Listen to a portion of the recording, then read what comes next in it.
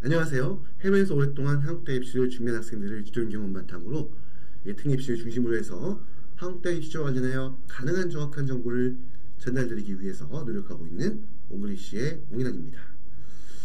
자, 이전에 재국민 특별전형 3년 특례, 10년 특례에 지원하기 위해서 제출하게 되는 중요한 서류 중에 하나인 비효과 활동 기록표, 목록표 간단하게 소개하는 시간 드렸는데요. 그때 연세대학교와 고려대학교의 비효과 활동 기록표만 제가 소개를 드렸어요. 그랬더니만 다른 대학들도 있지 않냐라고 하시는 분들이 많아가지고요.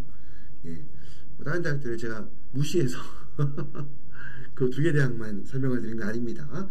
그게 아니라 그냥 일종의 소개하는 영상이었기 때문에 그냥 어떻게 보면 일종의 샘플로 연세대학교, 고려대학교 두 대학에 대해서만 제가 자료를 보여드렸는데요. 다른 부분도 이제 뭐 화면 중에 잠깐 비추긴 했지만 설명 안 드렸는데 다른 주요 대학들에 대해서도 오늘 추가해서 이렇게 설명을 드리는 영상이고요. 오늘도 역시 아주 디테일한 설명을 드리기보다는 기본적으로 이런 형태다 라는 걸 간단하게 소개해 드리는 영상이니까 참고하셔가지고 결국 이 내용대로 무조건 앞으로 입시가 이 대학에 지원할 때 이렇게만 딱 준비하면 된다라는 게 아니기 때문에 참고하셔가지고 입시 준비를 할 수 있도록 그렇게 활용하셨으면 하는 생각입니다. 자, 그러면 지난 영상에서 소개되었던 연세대학교와 고려대학교를 제외한 다른 대학들의 비효과 활동 목록표 양식을 보여드리면서 또 소개를 하나하나 드리도록 하겠습니다.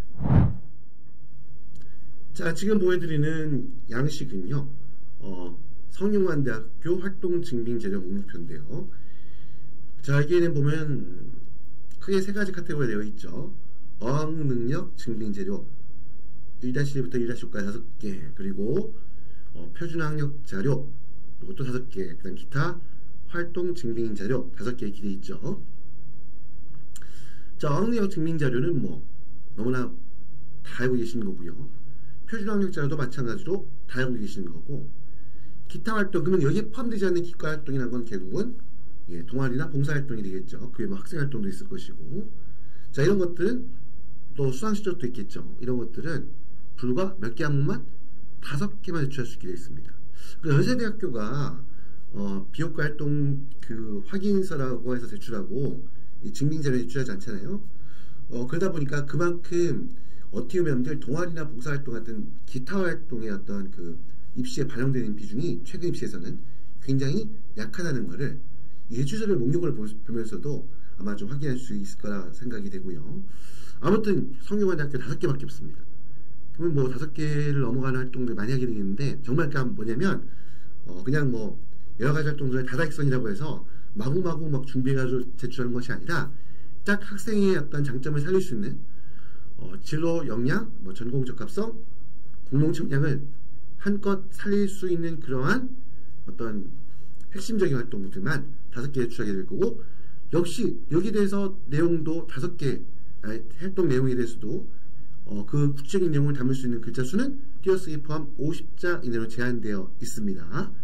아마도 핵심적인 객관적인 사실만 정보를 담아서 제출하는 이의가 되겠죠.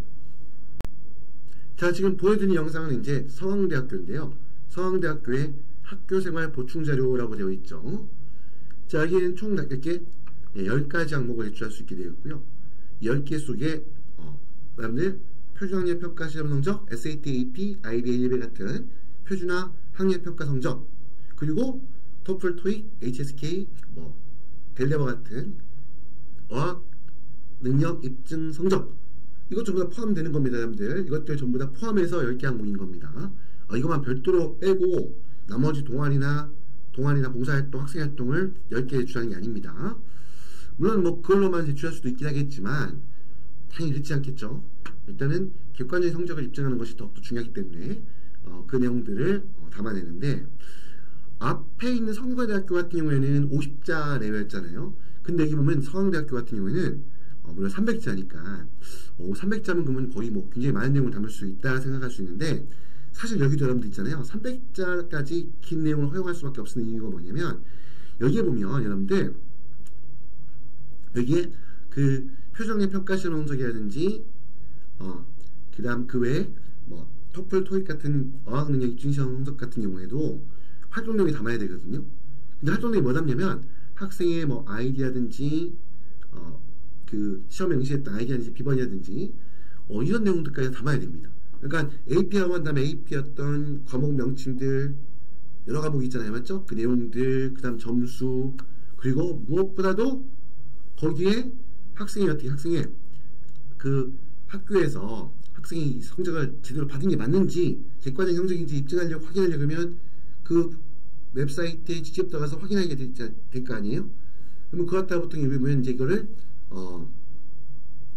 확인할 수 있는 어떤 그런 정보들을 기입해야 되기 때문에 사실 그 내용까지 답다 보면 그런 내용들 때문에 사실 제가 봤을 때 300자까지 허용이 된 거고 다른 모든 내용에 대해서 물론 이제 아무래도 학생의 어떤 그 활동했던 내용들을 좀 더 어필하기 위해서 디테일한 내용들을 막 담고 싶겠지만 그걸 다 담으라고 300자를 허용했다고 생각하잖아요. 여기도 써있죠. 개조식 작성이 가능하다. 개조식이라는 건 뭐냐면 개요만 요약만 하는 겁니다. 그러니까 우리 보통 보면 어떤 뭐 활동 계획표 이렇게 돼 있으면 뭐 어떻게 보면 짧게 간단하게 요약된 자료들 나열하잖아요. 이렇게 내용을 적는 것이 훨씬 더 효율적입니다. 아무튼 이렇게 이제 서강대학교 같은 경우에 이렇게 이제 10개 항목을 넣을 수 있다. 이러면 학교생활 보충자료다 라는 거 보시면 되고요. 자, 이건 한양대학교 입시공항 중에 포함되어 있는 기타 활동 증빙서류 목록표입니다. 여기도 마찬가지로 아까 말씀드린 것처럼 1번에 표준학력 평가 자료, 2번에 어학능력 입증 자료 되어 있죠. 이 내용도 전부 다 비효과 활동, 기타 활동에 포함되는 겁니다. 한양대학교는 1번부터 15번까지 15개의 활동 내용들을 기록해서 제출할 수 있게 되어 있고요. 역시 활동 내용을 설명하는 안에는 띄어쓰기 포함 50자 이내에서만 작성해서 제출하도록 내용을 제한하고 있다라는 거고요. 자, 이번엔 자료는 요거는 이제 보면 중앙대학교입니다. 중앙대학교 여러분들 보면 학업의 서류 제출 목록 표지라는 게 되어 있고요. 자, 그 다음 왼쪽에 보면 학업 능력 입증 서류 제출 목록 표지가 되어 있죠. 여러분들 우리 지금 제가 소개해드리는 내용의 핵심은 여기 나와 있는 것처럼 뭐냐? 왼쪽에 있는 학업 능력 입증 서류 제출 목록 여기 되어 있어요. 표지가 되어 있지, 표지. 그러니까 뭐냐면 여러분들 보면 표지란 말은 일종의 그 우리 어떤 책에 보면 처음에 나와 있는 목차, 어떤 우리 발표할 때 처음에 나와 있는 뭐 오늘 할제 순서, 개요 이런 내용들을 담는 게 표지잖아요. 그러니까 여기에는 여러분들 보시면 비고라고 돼 있어도 중앙대학교 요 학업능력 입증 서류 제출 목록에는요 이 비고에 어떤 내용을 기재하는 게 아닙니다.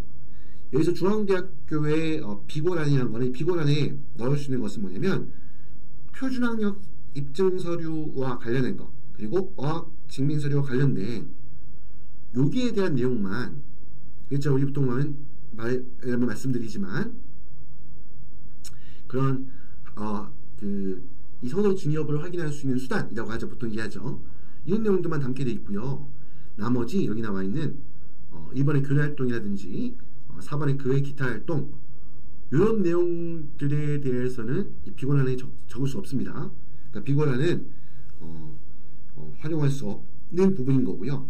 대신에 그러면 너무나 어떻게 보면 이 학생이 제출한 뭐 동아리 활동 실적이라든가 입상 실적들 그 내용들을 이것만 갖고 어떻게 이거를 좀 뭔가 내가 평가하는 분한테 이 서류가 어떤 종류의 서류고 어떤 내용들을 담고 있는 것이고 어떻게 발표해야 되는지에 대해서 좀 내용을 전달하고 싶다라고 할 때 그럴 때는요 증빙 서류를 제출할 때 특히 중앙대학교는 유사한 내용의 활동들을 여러 개에서 하나의 파일로 묶어서 한 장의 A4로 축소 편집해서 제출하는 거 가능하거든요. 그럴 때 거기에 증빙서류 상에다가 아주 간단하게 비고란이 없는 대신에 그 해당 증빙서류의 내용이 무엇인지에 대해서 간단하게 내용을 기입해서 제출하는 것이 가능하다라고 말씀을 드리겠습니다. 자, 다음에 보면 오른쪽에 보이는 이거는 이제 한국외국대학교의 제출서류 양식 중에 나와 있는 자, 여기 나와 있죠. 국외 이수자 활동 보고서라고 되어 있는데요. 자, 앞에 표지의 기본적 유의사항들은 그냥 넘어가시고 자, 아래쪽에 보면 왼쪽에 나와 있죠. 한국외대 같은 경우에는 1번부터 12번까지 12종류의 우리 보통 활동 내용들을 제출할 수 있게 되어 있고요. 여기는 이제 내용을 입력할 수 있는 난이 주요 내용에서 100자 이내로, 이것도 핵심적인 내용, 객관적인 내용들만, 핵심적인 정보만 담아서 제출하게 되어 있는 거겠죠. 이렇게 되어 있고요. 자, 그 다음에 이제 오늘 보여드릴 기타 활동, 비교과 활동, 입증서류 목록표의 마지막 이화여대입니다. 이화여대 2015년도 입시조강이 담겨있는 내용이고요. 기타 서류 목록표가 되어 있는데, 자, 이화여대 같은 경우에는 역시 10개입니다. 자, 1, 2, 3, 4, 5, 6, 7, 8, 90대 있는데요. 여기는 보면 다른 학교들은 전부 다 50자 이내, 50자 내외 표시가 되어 있었는데, 지금 이화여대 기타 서류 목록표에는 지금 자수제한이 포함되어 있지 않죠. 여기 뭐냐면, 일단 여기도 이화여대도 마찬가지로 이 서류명에 이게 표준학년 평가시험 성적이라든지 어학능력 입증시험 성적이라든지 이 내용들이 제출하게 될 경우에는 그 성적의 구체적인 내용들, 그리고 뭐 그 진위를 확인할 수 있는 수단, 응시자의 아이디 비번, 이 내용을 담다 보니까 이거 같은 경우는 이렇게 담다 보니까 솔직히 굉장히 많은 글자 수를 요구하다 보니까 사실 이렇게 제한을 두지 않았다고 보면 되고요. 아까 서강대학교가 300자는 좀 폭넓은 어떤 제출할 수 있는 그런 작성할 수 있는 난을 길게 10개 둔 것처럼 이화여대는 그게 포함되어 있지 않지만요. 아무튼 이렇게 보시면 되고요. 나머지 활동들 같은 경우는 자수제한이 없다고 해서 무제한 쓰는 것이 아니라 보통 50자 이내로 띄어쓰기 포함해서 50자 이내로 여기 나와 있는 피고란에 내용을 좀 적을 수가 있겠죠.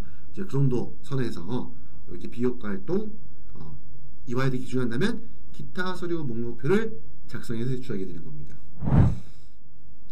자, 이렇게 해서 지난번 연세대 고려대학교 비교과 활동 확인서, 활동 증명서류 목록표 소개했는 데 이어서 성균관대학교, 서강대학교, 한양대학교, 중앙대학교, 한국외고대학교, 이화여자대학교의 비교과 활동 기록표 내용을 간단하게 소개하는 그런 영상을 준비했습니다.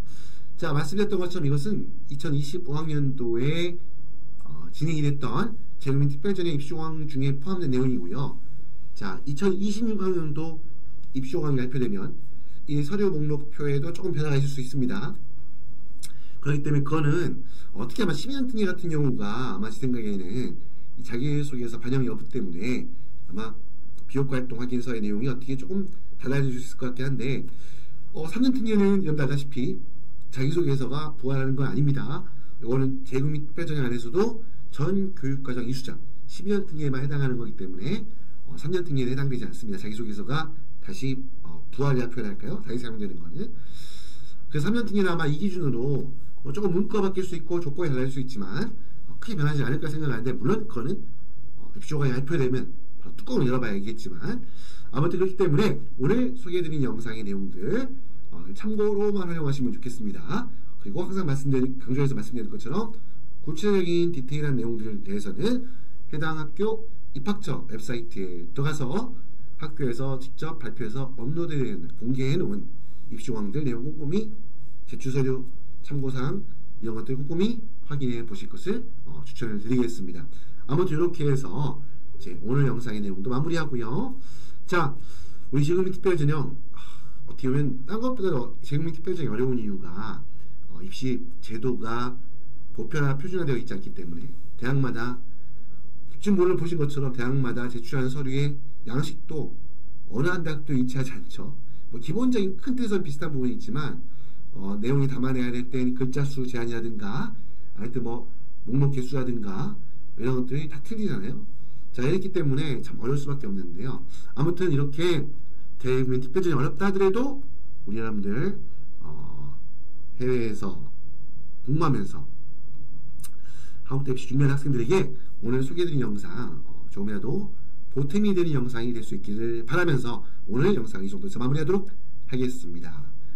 구독과 좋아요 함께 부탁을 드리고요. 지금까지 옹글리시의 옹인환이었습니다. 감사합니다.